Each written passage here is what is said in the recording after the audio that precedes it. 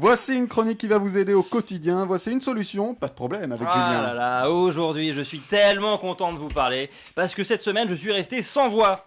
Alors, je veux pas dire par là que j'ai été extrêmement surpris par quelque chose. Hein. Non, en fait, j'ai été aphone. Alors, je veux pas dire par là non plus que j'ai eu le dernier appareil d'Apple. Non, en fait, ce que je veux dire, c'est que j'ai eu, comme on dit dans le métier, une Serge Lama. J'ai été malade, complètement malade. En fait, j'ai eu une angine blanche et rouge. Ah, je suis dégoûté, hein. J'ai pas réussi à voir le bleu. Ah, ça m'aurait fait au moins les couleurs de mon pays. Bon, là, j'aurais pu dire que j'étais un vrai patriote du plus profond de moi-même.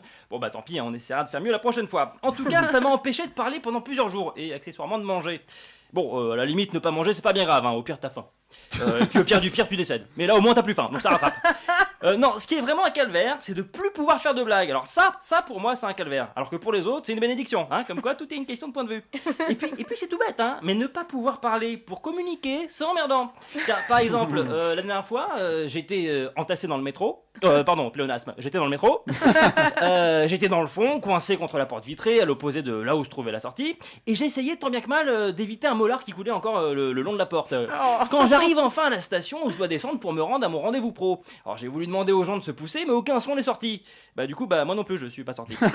J'ai pas pu. J'ai voulu forcer le passage, mais ça a été un échec. Bon bah ça a continué comme ça pendant pas mal de stations jusqu'à ce que tout le monde descende. Je descends aussi, très en retard. Je reprends le métro dans l'autre direction pour redescendre à la bonne station et la rebelote. Bon. Je vous la fais à la Laurent Boyer. Là, j'ai envie de dire vitre, crachat, foule, station, puis finalement, nouvel échec.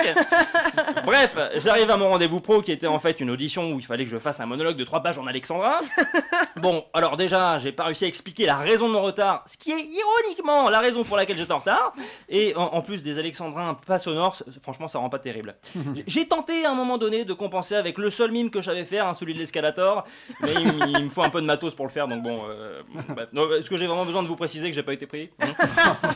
Puis bah dans la vie de tous les jours, hein, c'est pas simple non plus sans voix. La dernière fois, là, il y a une vieille dame dans la rue qui sans le voir a fait tomber son portefeuille. Je le ramasse, je tente de l'appeler au loin, il y a rien qui sort. Là, elle se retourne, me voit avec son portefeuille dans les mains, me prend pour un pickpocket, se met à me tabasser avec sa canne et son sac à main en criant au voleur, au voleur. Ah, un carnage. T'as ma chienne aussi, je pouvais plus lui donner d'ordre. Impossible de lui dire de pas attaquer les gens pendant les balades. Du coup, en 2 jours de promenade, il y a eu 14 blessés suite à des léchouilles beaucoup trop intenses. Et enfin, dans ma vie de couple, hein, c'était devenu compliqué aussi. Hein. Ma copine arrêtait pas de parler, j'étais dans l'incapacité de lui répondre. Elle avait l'impression que je lui faisais la gueule, quoi, finalement. Et franchement, c'est quand même vachement injuste parce que pour le bien de tout le monde, il aurait mieux valu que ce soit elle qui soit faune. Enfin bon, alors, si après tout ça, j'ai bien un conseil à vous donner, c'est qu'au choix, quitte à avoir un problème de santé, essayez de choisir un truc physique, quoi, qui se voit, genre le teint jaune ou boiter ou même cracher du sang, quoi. Là, au moins, les gens comprendront tout seuls parce que le visuel, ça parle à tout le monde.